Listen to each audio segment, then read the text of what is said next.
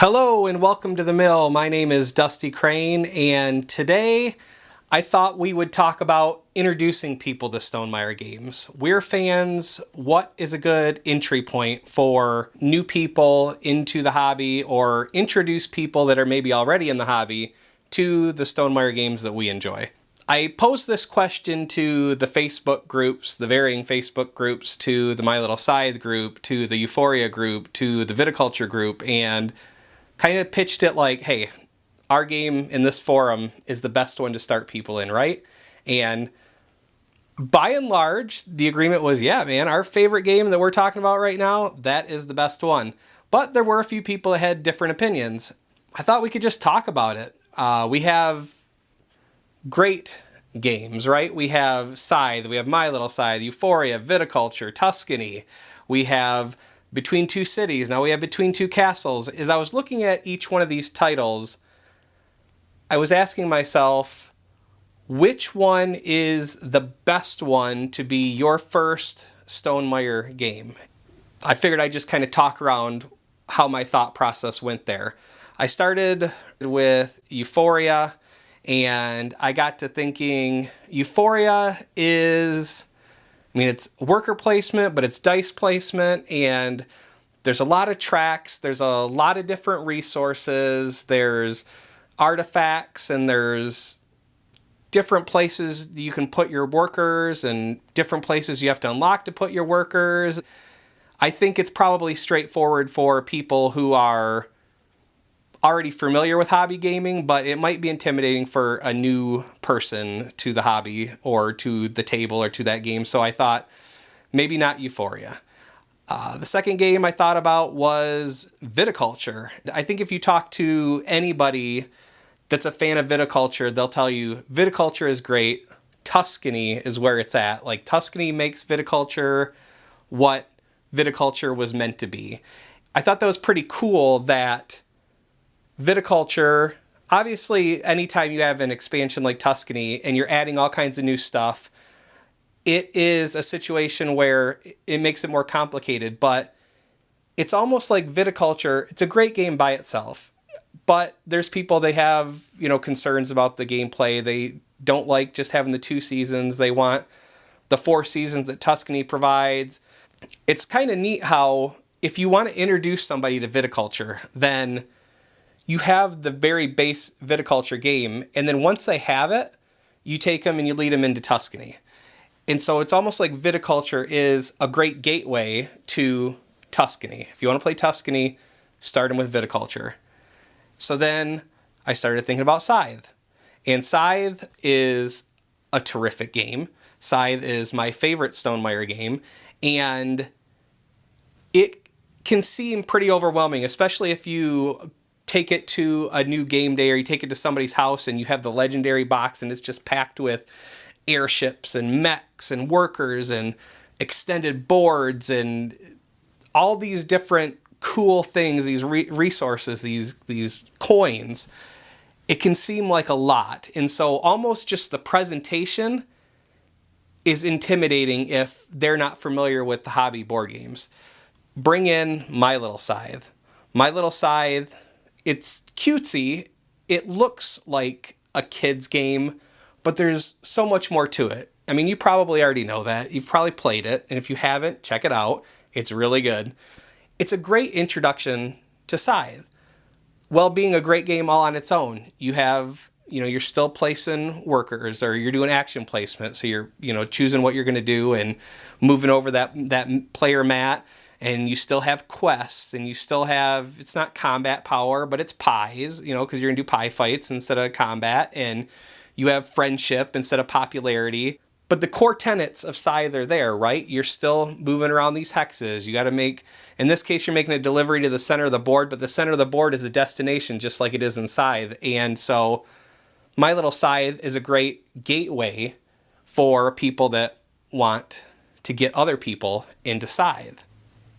And then we also have Between Two Cities, which is probably the best game to introduce people to Stonemaier Games, in my opinion, because you, as the person familiar with the game, can work with the people to your left and your right. If you're introducing 2 new people, then yes, they're going to work with themselves, but you can kind of guide, and you can do this anyway, no matter what your player count is, but you're working together with potentially this new person to the game or to the hobby.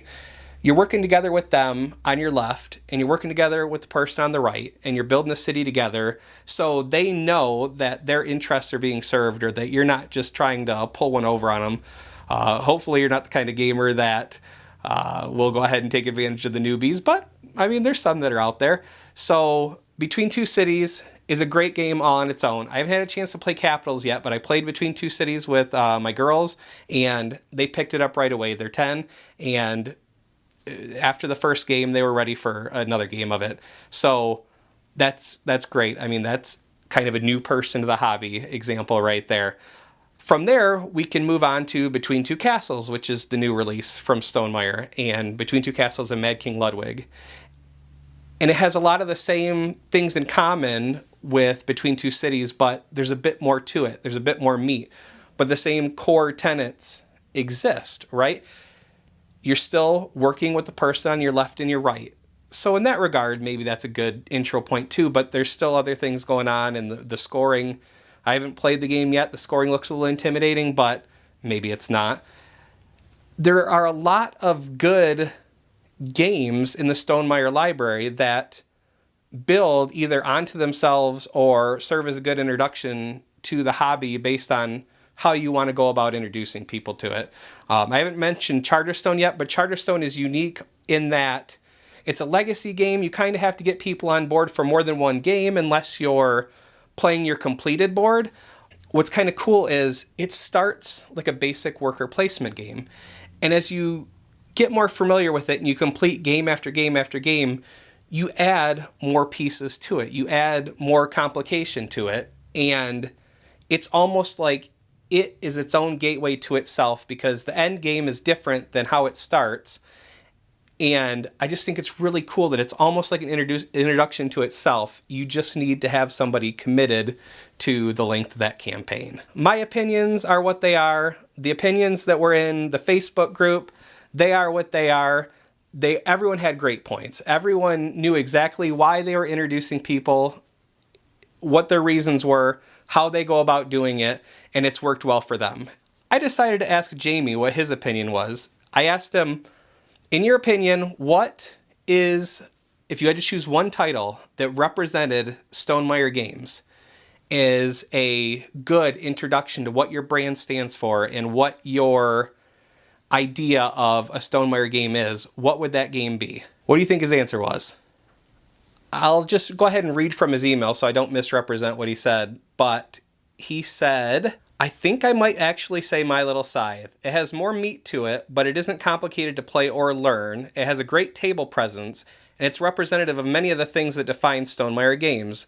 Nice flow from turn to turn through the end of the game, mostly subtle forms of player interaction, plays from 1 to 6, etc. Yeah, I mean, that's kind of what Stonemaier does, right? You have a high player count, or I guess what you would consider what's been called an event presence, or a big table presence. It is not a filler game or a small game like that.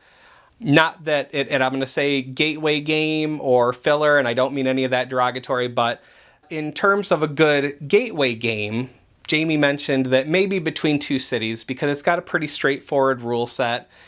It's still got, great interaction with the other players at the table. So I can see the case being made for that too. Like I said, my own personal opinion kind of differs depending on what game you ultimately want to get them to play. I think if you want to get people playing Scythe, start with My Little Scythe. You want to get people playing Viticulture and Tuscany, start with Viticulture. Charterstone, if you can pin them down for a whole campaign, it's a great introduction into and of itself. For Euphoria, that one's a little bit harder. That one I think might be a little heavier on the scale. That one's a harder one to, I guess, necessarily get people to grok because there's so much going on. But yeah, I mean, for me, I think my go-to game for introducing people to Stonemaier Games is probably My Little Scythe. unless they have a theme that they really strongly enjoy. So if I have a friend who's really into dystopian stuff, maybe I am going to go ahead and break out Euphoria. If I'm going to introduce a game to my wife, I'm going to start with Viticulture, because that would be more along the theme of something that she would enjoy, versus if I brought out my little Scythe, she's probably going to look at me cross-eyed and say no thanks. So that plays a part in what you introduce to people as well. I'm telling you stuff you already know. You're gamers, you know this already. But I mean, I thought it was an interesting discussion because everyone had a different answer. Some people are like, no, I like Scythe. My friends are gamers, or even the ones that aren't, they'll get it in a game or two. It's going to be fine. My introduction to Stonemaier was Scythe, so their introduction to Stonemaier will be Scythe. And I think that's fine too. What about you guys? Do you have a game that is your go-to Stonemaier game to introduce people to Stonemaier games? Or is there another game that segues well or leads well into a Stonemaier game? I don't have an idea here for what game would lead to another one, but maybe you're like, you know what? Uno is a great introduction to Between Two Cities. No reason why I just said that. Doesn't make any sense at all, but for an example. So let me know what you think. Before I close, I just wanted to tell you guys that I really have appreciated the comments and the likes and subscribes and the support that you have shown to the mill, to me in particular.